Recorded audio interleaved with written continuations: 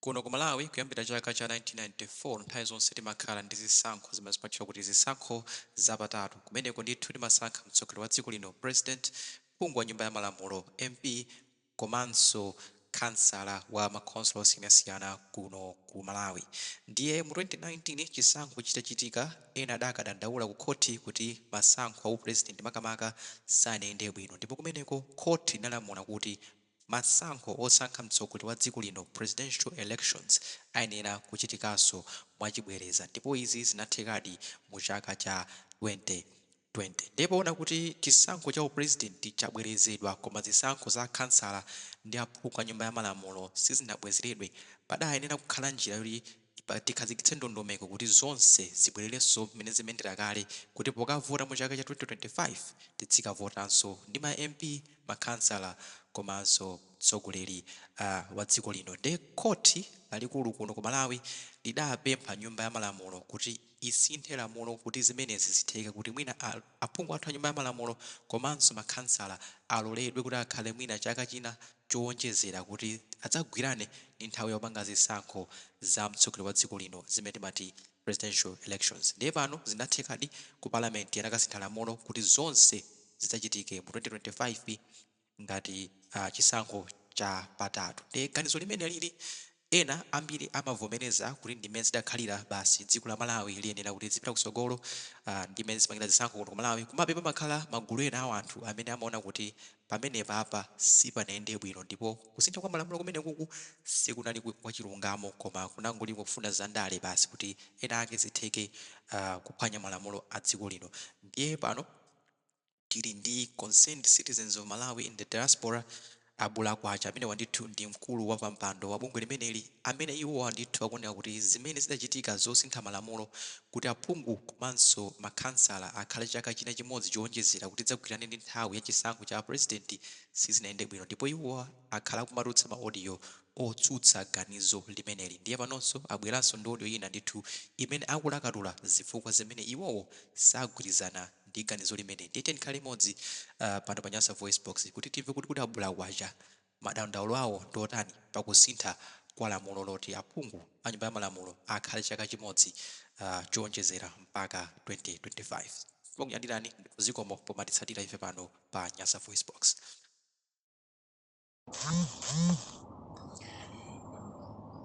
Ndikupereke moni kwa comrades nonse, compatriots a COCIMADIA, concerned citizens of Malawi in diaspora, komanso concerned citizens of Malawi kwathu ku Malawi. Ndikupatseni moni lelonso kumawa kuno. Lero ndi pa 3 April 2024. Ndabweranso ndithu ine wapampando wa bungwe limeneli, ndipo dzina langa ndine Bulakwacha. Ndifuna ndikulandireni Malawi ku program yathu ya lero ndithu pamenenso tikhala pamodzi, tizikhala ndithu pamodzi nkumauzana zinthu ziwiri zitatu zimene tikuziona kuti ndizofunikira kwambiri kuti Amalawi azidziwe.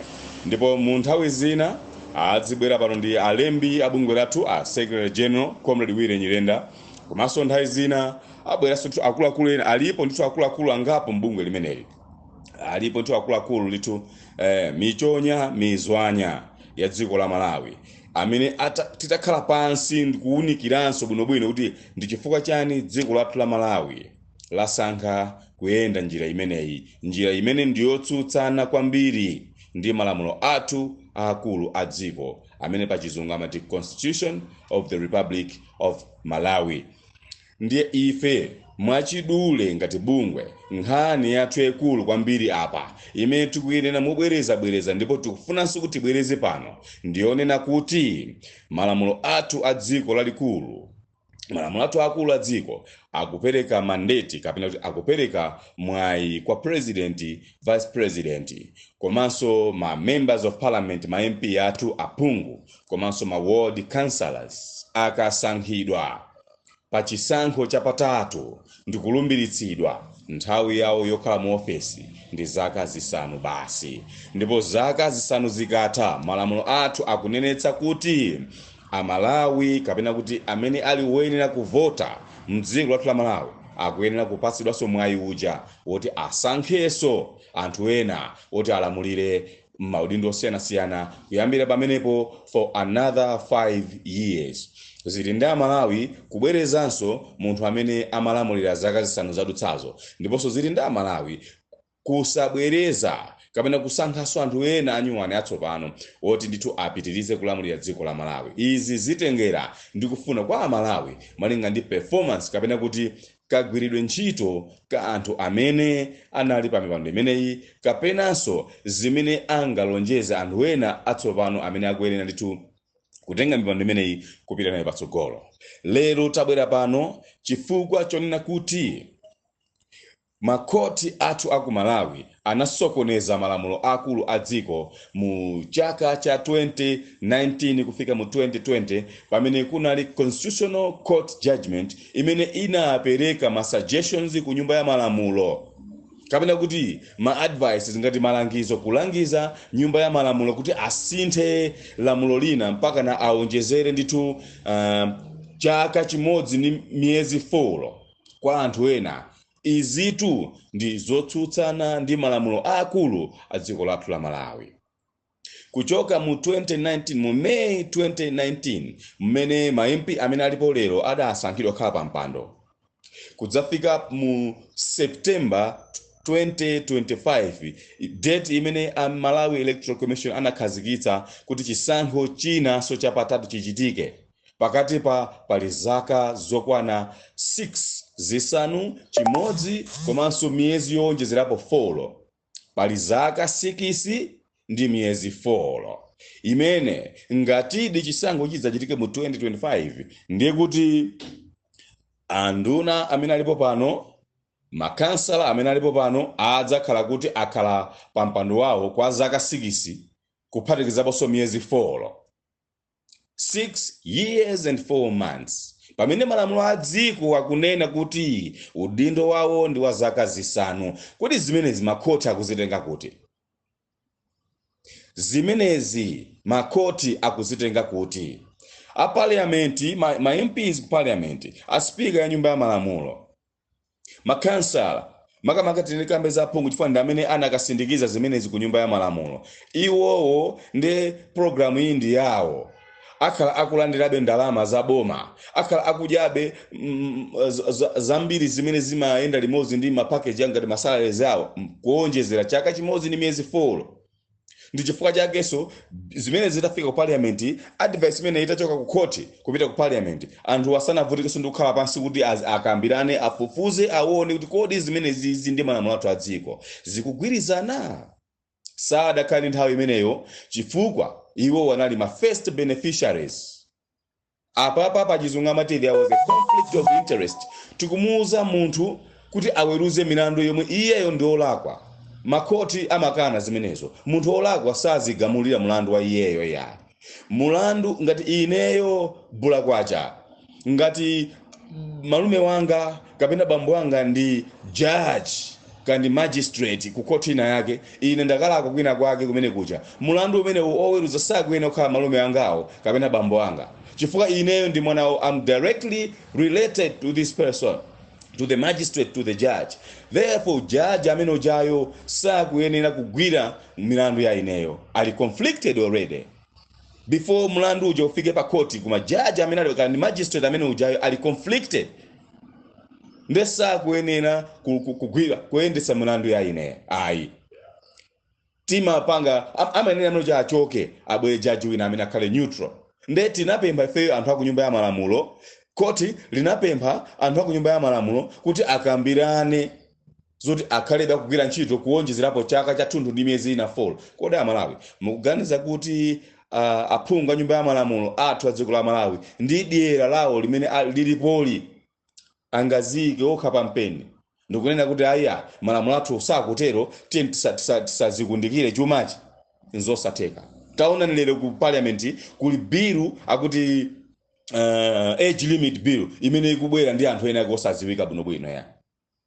Malawi muli nkhani zambiri zofunika kuti zikonzedwe. Budget ya dziko la Malawi imene yadutsa pano pa kumeneyi simayenera kudutsa ngati aphungu athu ali oganizira anthu awo amene amatuma ku madera awo osiyanasiyana. Allocation ya ndalama za budget imene adutse kumeneyi kukanakhala kuti aphungu amene tinawo ku nyumba ya malamulo ndi anzeru sakadairola budget imene jakudutsa. It needed to be further scrutinized ndi kuona kuti kodi allocation ya kapena kagawire kathu ka ndalama mu budget imeneyi kakugwirizana ndi mmene lili dziko lathu la Malawi.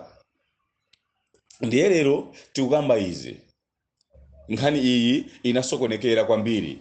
Malawi Electoral Commission chairperson wameki ndi judge, ndi munthu wophunzira kwambiri za malamulo akuzidziwa, koma atangolandira instruction yonena kuti Malawi Electoral Commission konze kalenda ya chisankho sadafunse zambiri yayi, sadawunikirenso malamulo adziko akuti bwanji.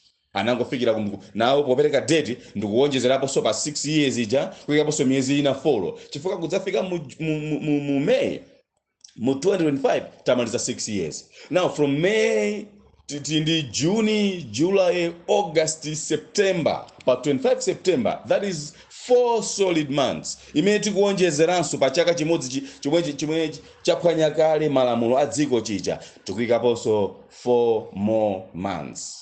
Kangati 6 years ndi miyezi 4. Amalawi izi tisavomere. Uku ndikutibera masana dzuwa lili pu likuswa mtengo. Tisavomere zimenezi ayi.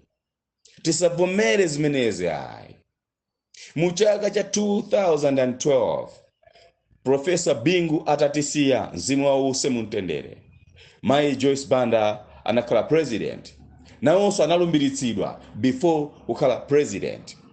Ndi udindo kapena ndi malamulo adziko mene amakambira kuti usanakhale president umayenera ulumbire, ndipo analumbiritsidwa. Koma atalumbiritsidwa adagwira ntchito yawo kwa zaka ziwiri basi. Chisankho china chinabweranso apatu nkuti patadutsa zaka 5 kuyambira mu 2009 kudzafika mu 2014.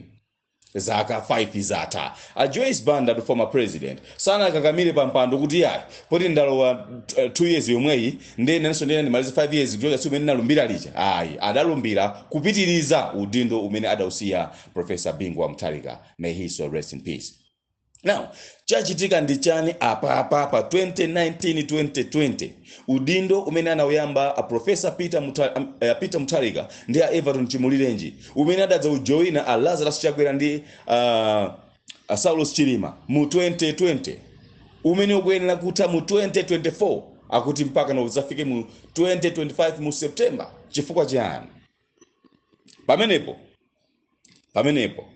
ndi timapita ku Khoti kuti kalandire chigamulo malinga ndi nkhani imene zayendera. Koma ndizoona tivomereze kuti nthawi zina judgment kapena kuti chiganizo cha Khoti chimatha ndithu kukhala nawo ngati malamulo adziko, chimatha kupangidwa kukhalanso ngati lamulo la dziko. Komatu tidziwenso ichi Malawi kuti si chiganizo china chilichonse chimene Khoti limapereka chimene chimakhala cholondola ayi.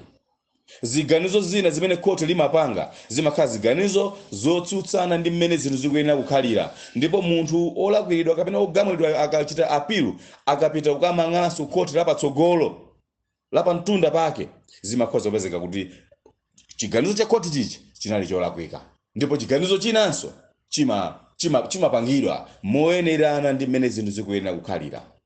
Ndiye Khoti lisamaopyeze anthu ayi, majudges asamaopyeze existence ya anthu ayi. Ntchito ya majaji sikukonza malamulo koma kutanthauzira malamulo kuti lamulo likuti bwanji. Ife ngati nzika chifukwa kuti sitonse amene timaphunzira za malamulo sitingadziwe bwinobwino kuti kodi lamulo ili kutanthauza kuti yani. Ndi makhoti acho alipo kuti majaji ndi magistrate atanthauzire lamulo zimene likukamba, ndipo malamulo aja amapangidwa enforce kapena kuti anthu petima kakamizidwa kuti satire malamulo ndi mabungwe ngati ma state security agents ngati apolisi ndiye na otero amene amatilimbikitsa kuti titsatire malamulo. Tikaphwanya lamulo amene amene amatitenga, ndipo akatitenga amakatisiya ku ma holding cells ku ndende zawo zoyembekezera kuti Khoti likatanthauzire mlandu wathuja ndipo likatigamule. Koma si chigamulo chilichonse chimene Khoti limapereka chimakhala cholondola kapena chimakhala choyenerera ayi. izi zachitikapo kambirimbiri. Mwachitsanzo Malawi ndikutengeni mbuyo pang'ono, pali mlandu umene analakwa ena anali amagachito ku National Food Reserve Agency, ndipo khoti loyamba linagamula kuti anthuwa akhale pa suspended sentence ya 3 years. Kusonyeza kuti sakagwira ndende koma akhala panja kwa zaka zitatu, asachitenso mlandu uliwonse wofana ndi mlandu umenewu. Ndipo osuma mlandu umenewu anakamang'ananso ku khoti lina kuti no, chigamulo chichi ifeyo sichidatisangalatse ya, ndi anapanga appeal pa chizungu. Ndipo ku khoti la appeal kuja agamula kuti anthu awawa kumene kuti atembenuza chigamulo choyamba chija choti anthu sakhale mundende chija, achitembenuza kuna kuti anthu akhale mundende 12 months. So ntione pamene papa sikuti chigamulo china chilichonse cha khoti chikuyenera kutengedwa ngati ndiye mapeto azonse. Ayi, chiyembekezo chimakhalaponso. Alipo ena amene apapa akunena kuti nkhani zathuzi sizikumveka, nkhani zathuzi tachedwa, nkhani zathuzi kazikutani izi ndizi, iyayi akutumani. Iyayi, awo ndi maganizo anu, ndi maganizo anu. Nanunso ndi pamene mwayima ndi magalasi amene mwavala. Magalasi mwavala inu ndi amene tavala ife sakufanana, ndosiyana. Kotero kuti zimene tikuona ifeyo pa ango imene tili ndi pamene niyo mwayima pakona amene mwayima inuyopo sizingakhale zofanana yayi. Koma mukasuntha mukatipezanso ife pakona imene tayima pano ngati COCIMADIA, mukaonanso zinthu zimene tikamba ifeyozi from our perspective, from this angle that we are standing in, mutivomereza ndipo muthandizira ndi nzeru zanu komanso upangiri wanu. Amalawi ndikupempha kwa Malawi tonse timagwirizana, ndife amodzi, timakonda dziko lathu la Malawi, ndipo sitingalisiye likuwonongeka. Ndipo izi sikuti zikuchitika chifukwa choti anthu akulira, kapena kuti shuga wakwera, kapena kuti shuga watsika mtengo, kapena kuti petro sakupezeka, ka fuel akupezeka ochuluka mwa mtundu wanji. Izo zilibe kanthu. Dziko liyende bwino olisayende bwino, koma malamulo a dziko amene tinakhazikitsa tikuyenera kuwapatsa ulemu ndi kuwapanga practice, kuwachita moonekera kuti tikutsatira malamulo a dziko. Ngati malamulo osakutisangalatsa, let us not use the back door kusintha malamulo aja. Tiye tipite ku nyumba ya malamulo kumene tinakakumana mu 1994 ndikukonza malamulo amene alipo pano pawa. Tinakakumananso kumene kuja mu 2006 ndikupanga amendment kukonzanso malamulo, kuona pena kusintha pamene sipakugwirizana ndi modern society ndi pena. Ngati society vuta lero kuti malamulo sakutithandiza, let us go back ku parliament kuja ku House of Laws, osati tikasintha malamulo mu court ya. Ayi, kodi kupanda anthu kukasuma ku khoti nkhani za milandu zimene zizi, makhoti wa akanasintha bwanji malamulo amene aja? Akanakasinthira kuti? Where would we be today if it wasn't for this case, this electoral court case? Akanakhala achilima ndi achakwera. Sana akasume UTM DMCP ukasuma ku khoti kuja nkhani za chisankho, akanangovomera kuti apita muthalika awina ndi achiwiri awo achimulire nje awina. Malamulo awawa anabweretsa akhotiwa amene anakapangidwa rubber stamp ku parliament. Bwezi ali kuti? That is my question. Ndiye Amalawi tonse ogwirizana amene tikulikonda dziko lathu, let us come together. Tikupempha ma civil society organizations amenenso mukumva nafe mofanana. Maloyers osiyana-siyana, alipo maloyers amenenso nanu mmalikonda dziko la Malawi. Siti kukamba za maloya amene ni makhulu kuyayi. No, we are talking about patriotic citizens of Malawi amene akulikonda dziko la Malawi. Tithandizeni ndi nzeru zanu. Advice yanu ndiyofunikira. Ife tilibe ndalama ya sifa olemera ya, kapena kuti ndife otchuka ayi, koma tikufunitsitsa kuti chilungamo chiyende ngati madzi. Chilungamo chiyende ngati madzi. Malamulo a dziko lathu la Malawi agwiritsidwe ntchito monga mmene alili. Ndipo tikafuna kuwasintha, tisagwiritse ntchito timarumu, ku toilet, kapena ka bedroom ka munthu wina wake kuti kumene kuchakunde kuchokereno nzeru zokasintha malamulonse basi pambalambanda kungofika. This should be done in this way from today kumapita kutsogolo. Ma former presidents aziko la Malawi, former heads of state, tikupemphani olemekezeka Dr. Bagiri Muluzi, kumene muliko mutimve. Awa ndi maganizo athu. We need your support in whatever form and shape. Former president, former head of state, Professor Peter Mutharika, kumene muliko mutimve ndi tutenga umenewo ukupezeni. Comrade President, former president Madam Joyce Banda, wherever you are, utenga umene ukupezeni. Tithandizeni. Ma international organizations tipanga utenga umene usopite mukhale mu chizungu, upite pena paliponse.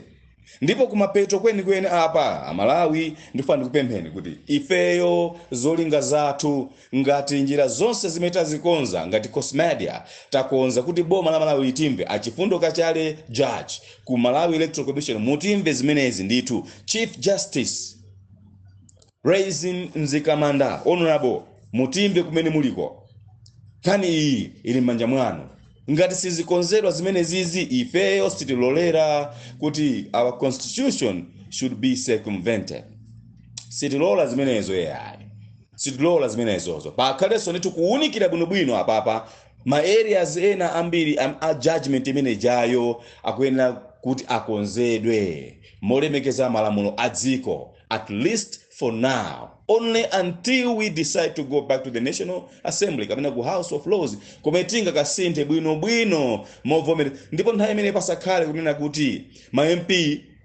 amene azipanga zimenezo ndiye akhalenso ma direct beneficiaries ama outcomes za zinthu zimenezizi pamenepo that is where we are having differences and we are not going to leave to watch or spectate. We can't sit in the terraces ndikumaona zimezi kuchitika motere chonchi as if we are or we have become a banana republic. Sitilolera zimenezo yayi. Sitivomereza zimenezo yayi. Ndinene pano. Ndipo kumapeto kweni ndiyofuna so ndibwereze kuti ife ngati COCIMADIA concerned citizens sitikusapota chipani china chilichonse. Ndipo sitikuyimirira chipani china chilichonse. Palibe chipani chimene chingaganize kuti mwina tikuchimenyera kampeni ayi. Palibe chipani china chilichonse. Ndipo mu bungwe lathu muli anthu azipani zonse za ku Malawi. Kuli anthu ena ata MCP ambiri amene tinawo mu bungwe lilisi nawonso sakukondwera ndi mmene malamulo athu tinapangira pamenepa. Tinawo limodzi. Tiso ndi anthu ambiri azipani zosiyana zonse za ku Malawi. Tinawo ndithu. Amenenso nawo akuona chimodzimodzi ndi monga somene feyo tikuonera. Ndiye ndimalize apa. Kumaliza kwanga nkonena kuti Malawi Law Society tithandizeni muli ndi udindo waukulu kwambiri otiunikira pa nkhani imene iyi. Mwamsanga muunikire dziko lonse la Malawi. President wa Malawi Law Society wolemekezeka Patrick Mpaka uthenga ukupezeni tithandizeni before we get to May 2024 chifukwa tikunenetsa pano motsindika kuti tikafika pa 21 May popanda response ine yonse yovomerezeka bwinobwino we are going to render the entire country ungovernable. Tikutseka dziko la Malawi. Tikupempha Malawi atuluke kuchoka kunsanje mpaka kuchitipa kuti tikatseke parliament yathu. Parliament si nyumba ya president kapena ya aphungu ayi, ndi nyumba ya Malawi. Ndi nyumba ya Malawi yomangidwa ndi ndalama zawo za Malawi. Tikayitseka imene chifukwa fiti kudziwa kuti udindo wanu ku National Assembly my Catherine Godanhara ngati speaker wa National Assembly mudziwenso ndipo mumve zimenezi kuti udindo wanu ukudzatha pa 21 May mu 2024 ndezili ndi inu ndi a Chief Justice and the President of the Republic of Malawi zili ndi inuyo kuti mukonzeretu ndondomeko padakali pano za boma logwirizira. Ngati simukufuna kutero nthawi idakalipo dziwani kuti ntchito yanu ikudzatha tikutseka parliament tikatsekanso Capitol Hill tikutseka malo amene wawa minister president vice president member of parliament mukuyenera kunyamuka mupite ku nyumba kuti mukapume mukapange zinthu zanu. Ndipo tizapempha chifundo kachali chairperson wa MEC kuti ayambe ndondomeko ndipo akanayambiratu izi padakali pano zidakatithandiza kwambiri. Komano adzapanga makhamani chifukwa there will be a demand for fresh elections to be held, tripartite elections to be held. Makhansala, ma members of parliament, komanso president ndi running mate wake Amalawi adzasankhe zili ndiwo kubwereza amene alipo pano pawa zili ndiwo kusankha yena kaya zili ndiwo kusankha chikomeni chirwa wina aliyense amene Amalawi angafune koma tikufuna new dispensation tikamafika kumapeto kwa May. Ndiye tikamaza tseka dziko musazadabwe we have been here takufotokozerani nkhani zathu apapa tsiku lililonse towards this coming weekend we are going to make this message reach out to the entire world kuti dziko lonse liziwe kuti tikamazamba ma programs zathu on the ground anthu asadzadabwe azakhale akudziwa kuti pali group of Malawians, concerned Malawians, amene they have been trying to address zinthu izi zimene akuziona iwo kuti sizinalongosoke, koma sadawamvere kuti athandizike. The shutdown will be effected immediately after the 21st of May. Tikupanga arrange zimenezozo ndithu, and siti kuopyeza wina aliyese ayi, ndipo sotenga usi kuti ndoti wina wake anjenjemene nawo ayi, nzoteka kuti mwina ena akhoza kumona ngati kuti ifeyo ma objectives atuwa tikufuata josere iwo chakudya pa table ayi, sizili choncho ya ife cholinga chathu ndi kutsata chilungamo, kuima pa chilungamo ndi kuchita chilungamo. Muli ndi mwayi wokhandi maganizo anu, musemphana nazo izi maganizo anu, mugwirizana nazo izi ndi maganizo anu.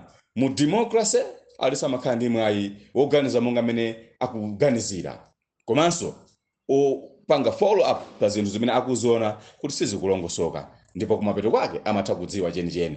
Koma by the end of the day ndi majority decision imene imachita prevail, kapena imene imayenera ndithu kutengedwa ngati mandate, imene pasida mandate yoti apitirize zoyenera kuti zichitike. Ndiye ndikuthokozeni kwambiri pomvera audio yaitali kwambiri ngati imene iyi.